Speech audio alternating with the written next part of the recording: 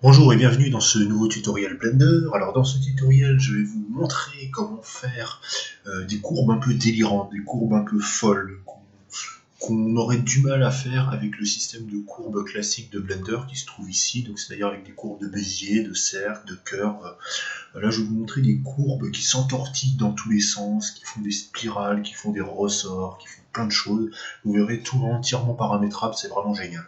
Si vous voulez, je sais pas, faire des formes un peu des fois un peu random, ou des fois des formes un peu entortillées, tout ça, vous voulez créer quelque chose, voilà, vous pouvez créer plein de choses, ça peut vous servir dans plein de domaines différents, je sais pas, dans l'architecture, dans le graphisme, dans le motion design, dans énormément de choses. Donc on va y aller tout de suite, donc on va tout sélectionner avec Add la scène, on va appuyer sur X direct, voilà, on supprime tout, ensuite on va dans File, dans User Preferences, dans Add-on. Ici, on va aller dans Extra Object. Donc, Add Curve Extra Object. Hein, parce qu'il y a, je crois qu'il y a un autre Extra Object. On va chercher ça tout de suite. Extra. Voilà, il y a un autre Extra Object, mais c'est en mesh. Hein. C'était mon dernier tutoriel. Ou non, il y a 2 ou 3 tutoriels. J'avais j'avais parlé de celui-ci. Quand j'avais mis tutoriel en vrac. Voilà. Donc, on va le cocher hein, pour l'activer. Voilà. Donc ensuite on ferme. Hein. Donc si vous avez la version 2.76 de Blender, il est dedans. Même je pense qu'il est dedans depuis bien la version 2.6. Hein. Ça fait très longtemps que je l'ai vu.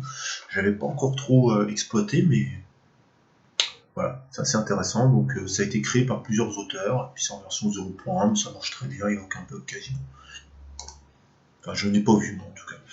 Alors, on va faire Shift A maintenant pour ouvrir le panneau Add, et nous allons aller dans Curve, et ici, vous voyez qu'on a 3 types de curves différentes. Après ces curves-là. Bizarrement, il n'y a pas de petite icône en forme de prise de courant. D'habitude, il y a une petite icône en forme de prise de courant lorsqu'on met une add-on. Bon, là, il n'y a pas, mais bon, vu que c'est les 3 supplémentaires, qu'elles n'ont pas d'icône, on sait qu'elles font partie de l'add-on. Donc, on va commencer par Curve Garol, avec un point d'exclamation. Et vous voyez qu'ici, ça crée une forme en forme de I. Voilà. Et hop, on va ouvrir. Alors toujours, faites très attention. Alors je le dis à chaque fois, il ne faut pas déplacer l'objet. Si vous déplacez l'objet, vous perdez le panneau de configuration. Je vais le faire ici. Je vais appuyer sur G, je déplace. Hop, j'ai tout perdu. Voilà. Il est impossible de le rééditer après, à part l'éditer normalement, quoi. Voilà. Mais on perd tous les menus de paramétrage de la courbe. Donc on va retourner dans le cube Garol. Donc ici on a un I. Donc ce que nous allons faire, ce que nous pouvons faire, c'est que tout d'abord nous pouvons changer le type. Donc nous pouvons choisir un profilé. Nous pouvons aussi choisir, mais je ne sais pas ce que ça veut dire ça. Donc là c'est une forme en forme de losange, une fleur, une étoile, un arc. Je vous ai dit, c'était complètement fou, complètement random. Hein. C'est vraiment des développeurs à mon avis indépendants qui ont fait ça. Voilà, une espèce de, je sais pas quoi, un autre type de fleur. C'est une roue, cog roue, je sais pas ce que ça veut dire. End size, voilà. C'est sûrement des formules mathématiques. Hein. Splash, créer splash. Voilà. Je l'avais pas vu celui-là honnêtement parce que je teste les add-ons avant de faire le tutoriel. Celui-là je l'avais pas vu. On va le tester ensemble, on va le découvrir ensemble. Cycloïde, c'est très intéressant je trouve. Vraiment, ça fait un peu des formes de spirographe. Je trouve ça assez intéressant les formes que ça donne. Et enfin, celui que je préfère, Helix 3D, qui permet de créer une forme comme ça, qui s'en va vers le ciel. Et c'est d'ailleurs de cette première que nous allons parler. De cette dernière plutôt que nous allons parler. Enfin, c'est la première dans le truc, mais c'est la dernière dont je vais parler. Donc, tout d'abord, nous pouvons changer la résolution de la courbe. Donc là, bon, ça se voit pas trop, hein, parce que moi, elle avait déjà une bonne résolution. On peut changer sa taille. Voilà, vous voyez, elle se détend. Ça peut être assez intéressant pour détendre un ressort ou quelque chose comme ça, parce que je vais vous montrer qu'on peut faire un ressort très facilement. J'avais fait un tutoriel il y a quelques années qui parlait d'un ressort. C'était une autre méthode, mais je trouve que cette méthode-là est très bien aussi. Elle est même plus facile. Donc on peut changer la circonférence, l'angle de départ, vous voyez. Voilà. Et donc l'angle de départ, c'est assez intéressant parce que là je bouge ma souris vers la gauche de façon répétée. Et vous voyez que là, ça me crée un ressort, et on peut même entortiller, on peut aller plus loin, et vraiment créer un entortillement. Parce qu'ici, de toute façon, la hauteur ne va pas changer si je ne change pas le paramètre de hauteur, comme ceci. Et voilà, donc là on a obtenu notre ressort. Donc là bien sûr vous voyez que c'est très tac-tac cubique, c'est normal puisque ça refait en fait cette forme-là à partir de la courbe initiale, donc ça reprend les points initiaux, donc ça crée des arêtes nettes comme ça. Et bon, pour cela rien de plus simple, on change la résolution et puis là on a quelque chose de mieux, vous voyez. Oui, on peut jouer vraiment, enfin, on peut vraiment jouer comme on le veut. Après on joue sur la hauteur, voilà, et voilà on a notre ressort. Alors bien sûr, c'est pas le ressort final, hein, parce que là, si on lance un rendu de cette scène-là, bah oui, j'ai enlevé la caméra, donc on va pas pouvoir lancer de rendu, mais si on lance un rendu, on verra rien. Pour ça, il faut aller dans les menus, les paramètres de courbe ici, de courbe 3D, et puis bah, ensuite, bah, mettre ici, dans Fill, on met un Full, et ici, on rajoute un Bevel. Voilà, ça crée une épaisseur à la courbe.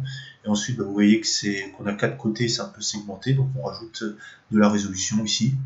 Et voyez, on a quelque chose de beaucoup plus adouci. Puis après, bah, on peut toujours tester. Bien sûr, tous les paramètres s'en vont hein, lorsqu'on teste, ça reprend les courbes. Du même que si on déplace l'objet, on perd tous ces paramètres-là. Voilà. Donc, on va passer à la suite. Donc, l'angle de départ, voilà, vous avez compris, l'angle de fin aussi. Hein, on peut jouer aussi sur l'angle de fin.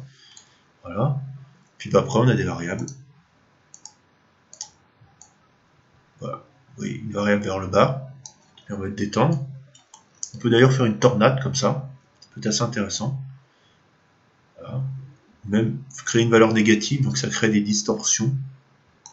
Ça peut donner aussi un effet assez intéressant. Il faut vraiment jouer avec les paramètres.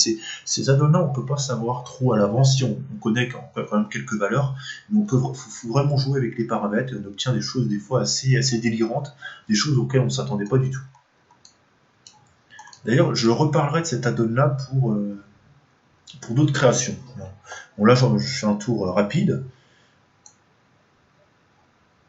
Voilà. Donc là, la variable 2. Donc là, on va remettre la variable 1 à 0. Voilà. J'arrive pas à retrouver ma valeur initiale. Oups. Bon, on va recréer une courbe. Je pense, je vais parler que de curve Galore là, pour le moment, parce que à mon avis, ça va être assez compliqué sinon. Ouais. Bon, on va reprendre les paramètres initiales. Donc je fais vite fait une petite initialisation. Donc je refais ce que j'avais fait au départ. Donc user preferences add-on, je coche ceci, hein, je réinitialise tout. On va retourner sur CuveGaror et puis on va repasser en mode. Je vais même pas parler de tout CuveGaror parce que c'est pas possible. Hein, je vais parler uniquement des ellipses. Voilà.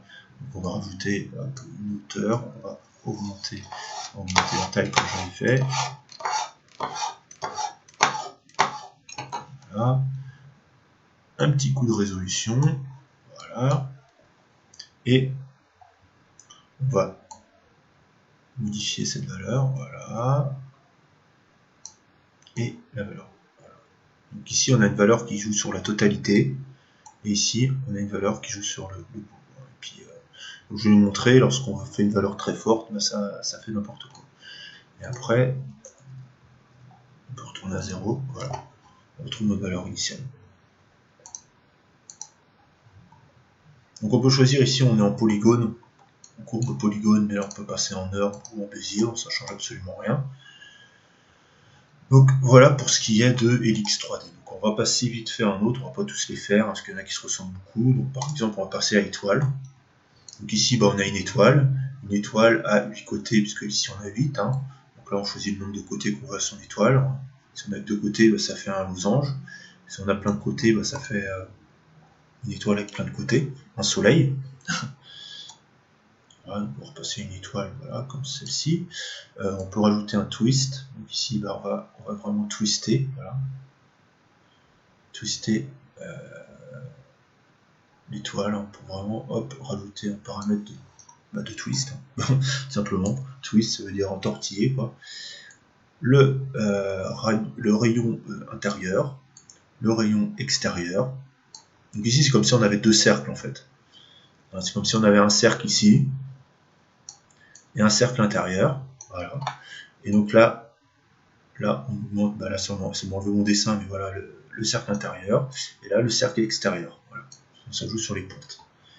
Donc voilà pour ce qui est de l'étoile, hein. Donc pareil l'étoile, hein, si on joue sur des paramètres de twist comme celui-ci, on joue en plus sur des paramètres de nombre de pattes, et puis qu'on joue par exemple sur, je sais pas, sur le rayon intérieur et un petit peu par exemple sur le rayon extérieur, on obtient vraiment des formes très intéressantes.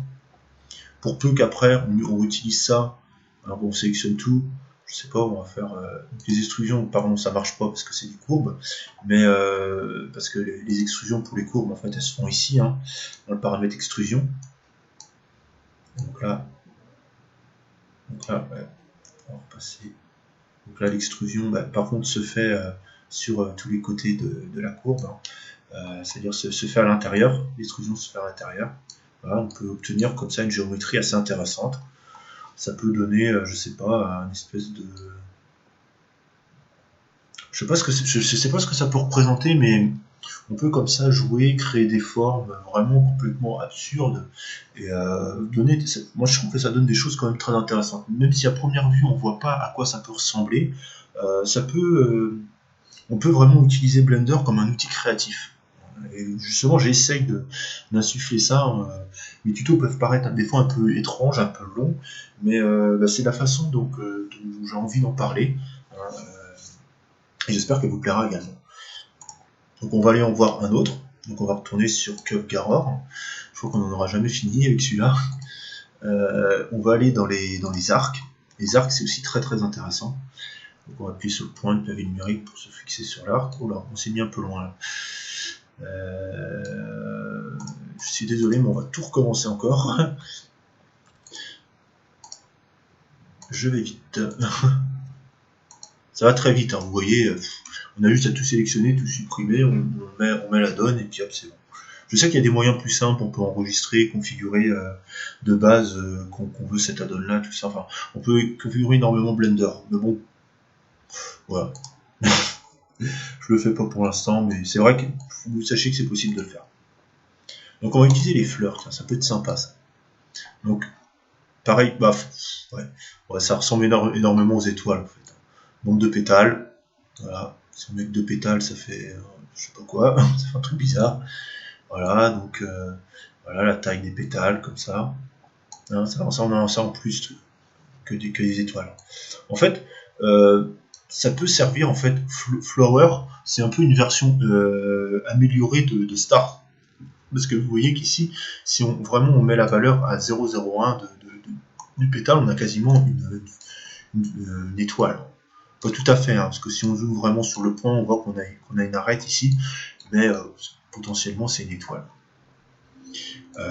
Nombre de pétales, hein, vous voyez ici, bah, ça fait pareil qu'avec les étoiles. La taille, c'est ce qu'on a testé tout de suite.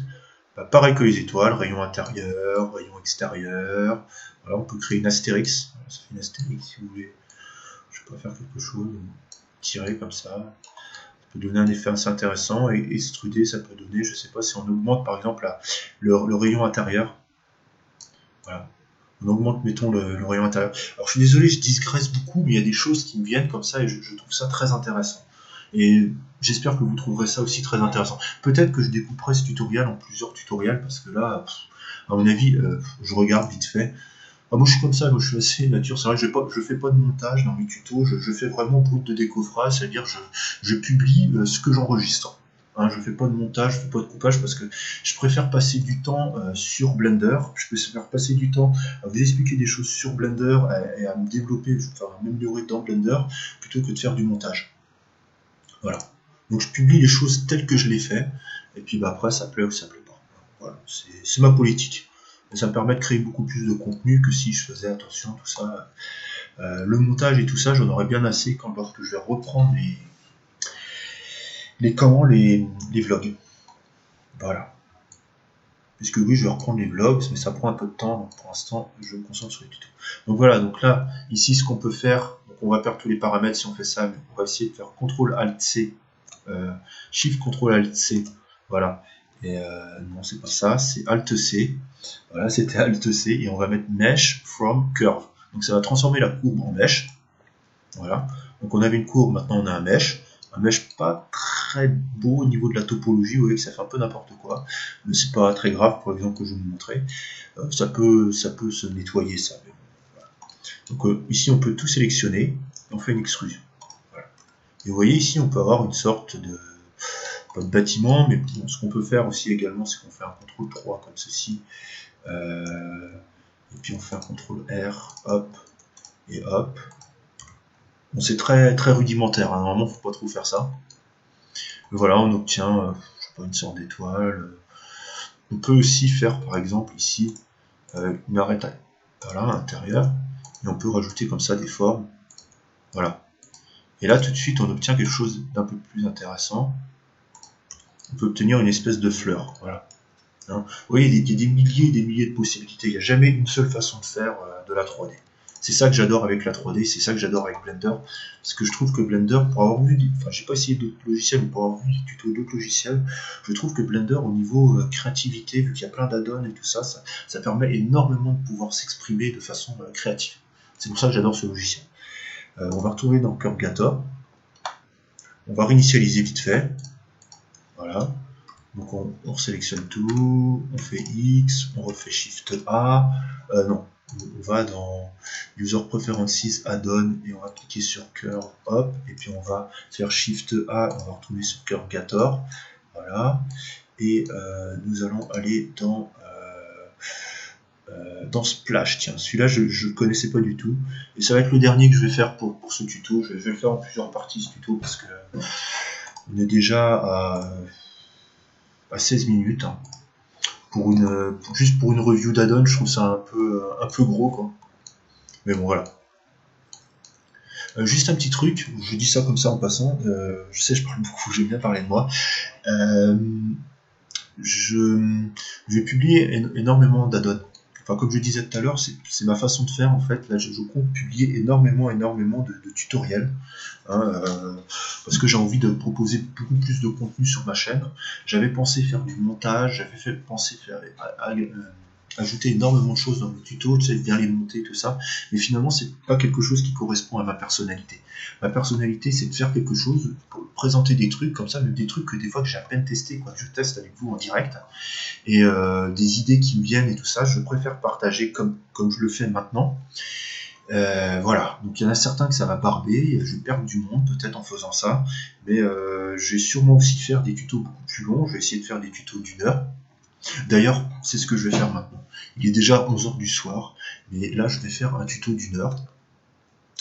Et aussi, on m'a reproché que le son était pas bon sur mon ordinateur, mais le souci, enfin, ce que je fais, moi, c'est que je vais faire les tutos immédiatement. Je pourrais améliorer le son en prenant le son avec une source extérieure, en faisant le montage après, mais ça me reprendrait du temps supplémentaire. Donc, c'est pas quelque chose que j'ai envie de faire. J'utiliserai des enregistreurs externes pour faire des podcasts, hein, parce que comme vous vous en rendez compte, j'adore parler, donc voilà, je ferai des podcasts, j'adore parler de Blender, donc voilà. Je ferai des podcasts, je referai des vlogs, mais une version un peu allégée des vlogs. Hein, peut-être des vlogs un peu, voilà, un peu plus dans le côté, des vlogs sans montage. Je vais faire un vlog sans montage. C'est-à-dire que je me filmerai comme ça, face caméra, et je filmerai mon écran, mais avec la caméra. Je vais tester des trucs comme ça, je vais tester des choses. Mais en tout cas, il faut que j'allège le montage. Parce que le montage vidéo, c'est pas ce que je préfère faire, en fait. Je m'en suis rendu compte, je pensais que ça allait me plaire, mais finalement non. Donc on revient à la donne. Voilà. Donc ici, splash, vous voyez, on crée des splashes, un peu comme des tâches. Voilà. Comme, je sais pas si vous connaissez en psychologie les tests de Brocard. Voilà. C'est un peu des tests de Brocard. Voilà. Ah oui, une chose, dans cette chaîne, je vais aussi peut-être parler un petit peu de psychologie, mais ça j'utiliserai les podcasts pour faire ça. Voilà, donc les tests de Brocard, c'est Brocard, c'est des tests où on voit une tâche et puis on essaye de voir ce que ça représente. Là, pour moi, ça représente une tâche. Et vous voyez, on a plein de possibilités différentes. Ouais. Donc pas tous les trucs, mais une fois tous les deux, on dirait. Hop, voilà, ah non. Vous voyez, on a plein. On peut commencer à 0. Voilà, 0, on n'a pas grand chose. Donc, petit à petit, ça rajoute de la résolution. Et petit à petit, voilà, ça change de forme en même temps. C'est assez sympa. Oui, quelque chose. Alors, je fais énormément de digression dans cet épisode-là.